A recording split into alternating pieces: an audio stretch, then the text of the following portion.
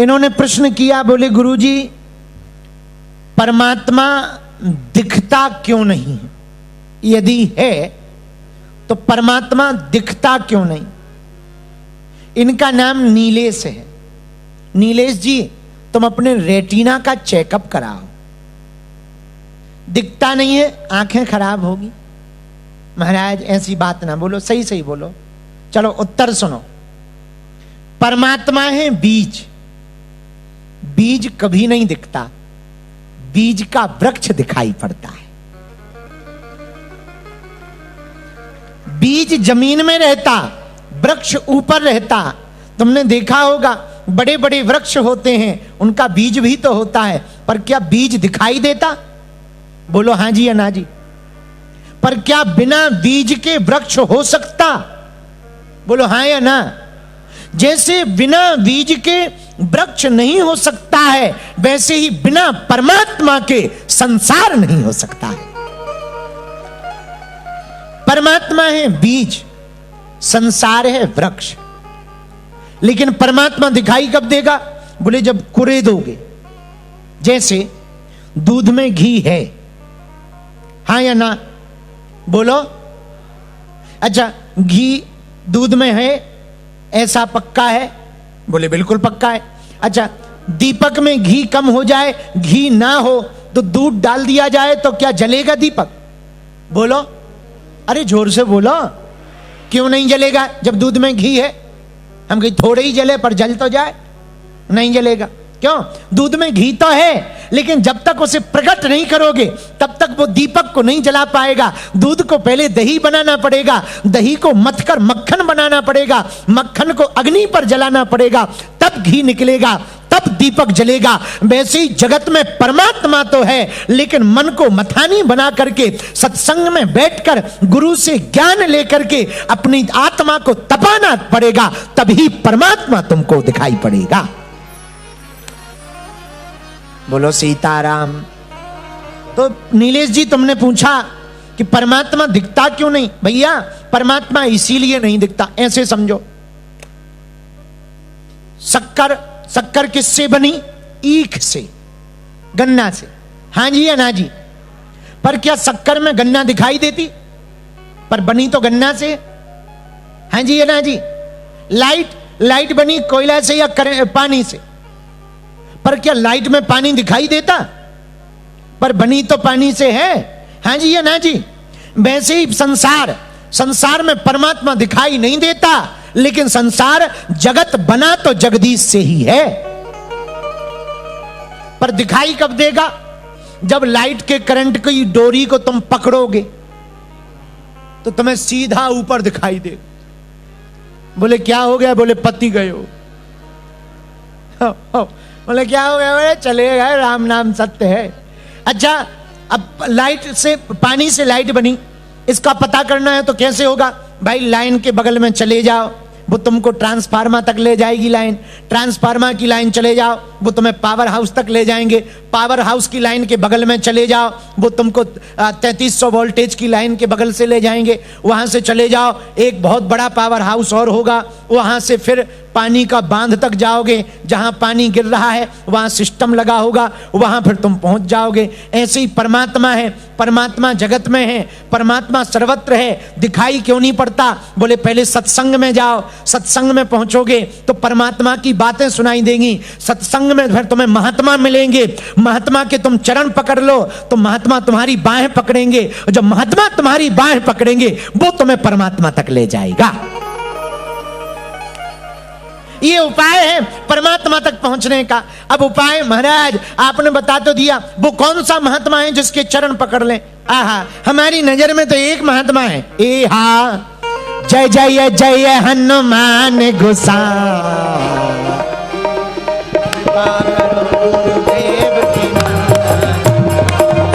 ए हा, जय जय जय हनुमान। गाइए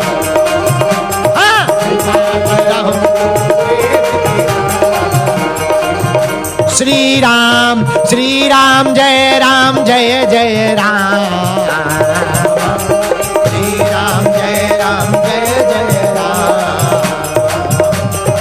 श्री राम जय जय राम। जय जय जय हनुमान गोसाई और कृपा करो गुरु। हम लोग यदि हनुमान जी के चरण पकड़ लेंगे भैया, तो हनुमान जी की कृपा से हम लोगों को कौन मिलेंगे? बोलो बोलो, जोर से बोलो। राम जी मिलेंगे। बुरा ना मानना, एक बात बोले, कह दो, बोलो।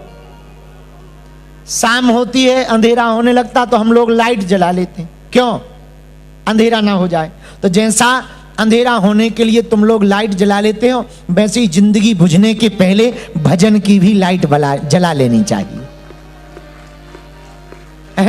जिंदगी बुझे उसके पहले भगवान को पाने की लाइट जला लेनी चाहिए, भगवान की भक्ति की लाइट जला लेनी चाहिए, भगवान के नाम की जप की लाइट जला लेनी चाहिए, हनुमान जी के चरणों में पहुंचने की लाइट जला लेनी चाहिए, प्रभु को पाने की लाइट जला लेनी चाहिए। बोलो सीताराम। साधु जी, साधु जी। अच्छा, वो लाइट कैसे जलेगी? भगवान की कथा सुनकर। कथा क्यों सुननी चाहिए? अरे भैया, मैं कपड़ा खराब हो जाते हैं तो सर्फ एक्सल लगाते हैं, मन खराब हो जाए तो कौन सा सर्फ एक्सल लगाओगे? तन खराब हो जाए तो साबुन लगाते कि नहीं लगाते? बोलो हाँ या ना। अच्छा, मन खराब हो गए तो साबुन पी लें क्या? मर जाओगे, पति जो गए हो जाओगे। हाँ, तो भाई तन खराब हो तो साबुन लगाओ, पर मन खराब हो तो सत्संग रूपी साबुन लगाओ। और सत्संग रूपी साबुन लगाओगे तो मन ठीक हो जाएगा। अच्छा, और अगर मन ठीक हो गया, आहा हा, फिर मन भजन में लगने लगेगा। और रामायण में गोस्वामी जी ने कहा, निर्मल मन जन सो मोहि पावा, मोहि कपट छल छेद। भगवान को छल कपट रहित व्यक्ति प्रिय है, छलहीन व्यक्ति प्रिय है, छल से रहित व्यक्ति प्रिय है। छल का मतलब जो है वो दिखने का नाटक ना करे, जो नहीं है वो दिखने का नाटक करे, ये कपट है। बहुत लोग नहीं, ज्यादा लोग ऐसे ही हैं, जो हैं वो तो दिखते नहीं है, जो नहीं है वो दिखते, इसलिए आदमी हैरान है। कपट क्या है? कपट है क्षणिक सुख पाने के लिए हम लोग संसार में तरह तरह के प्रपंच करते हैं। थोड़ा सा सुख पाने के लिए तरह तरह के प्रपंच करते हैं, ये कपट है। मेरे प्रिय जनों, भगवान को वो मन प्रिय है जिसका मन बच्चों की तरह है, भोला है। एक गांव में एक घटना घटी, सत्य घटना भारत में। गांव का एक चरवाहा गाय चराने गया। गाय चराते चराते वो देखने लगा कि नदी के किनारे शंकर जी के मंदिर में पुजारी जी रोज आते। तो एक दिन उसने पांव पकड़ के कहा, पंडित जी पांव लागी। पंडित जी ने कहा, आशीर्वाद, खुश रहो खुश रहो। महाराज एक बात बताओ, हाँ, आप मंदिर में रोज करते क्या हो? पंडित जी बोले, पूजा करते। अच्छा, ये तो था चरवाहा, सीधा साधा आदमी। इसको लगा पूजा का मतलब पिटाई होती। इसने कहा कि महाराज पूजा करने से क्या होता? बोले भगवान प्रसन्न होते हैं।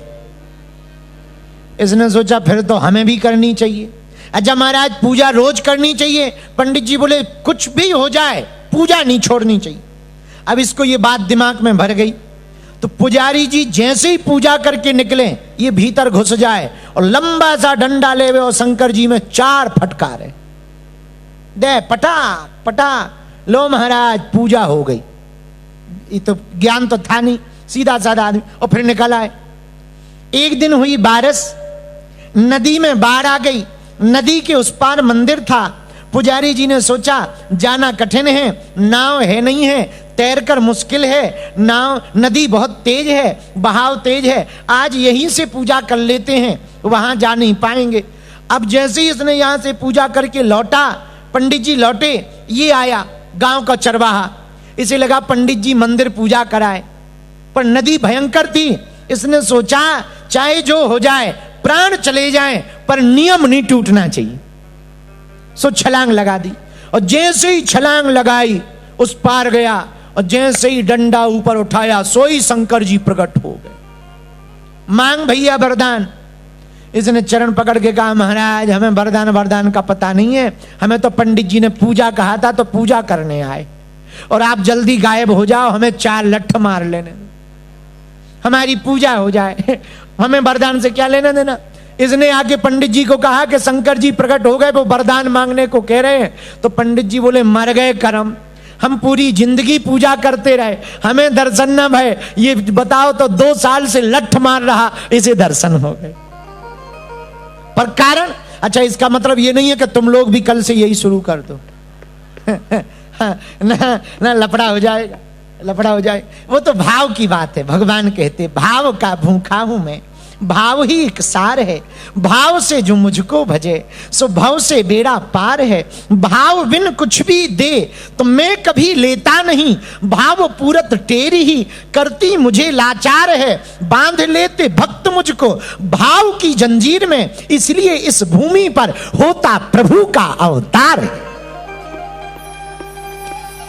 भगवान भाव के भूखे हैं, वस्तुओं के भूखे नहीं है। किसके भूखे हैं? बोलो बोलो। एक बात और सुना दे, आहा ध्यान आ गई। एक गांव में सीधा साधा आदमी रहता था, गुजरात में, नाम था चंगीलाल।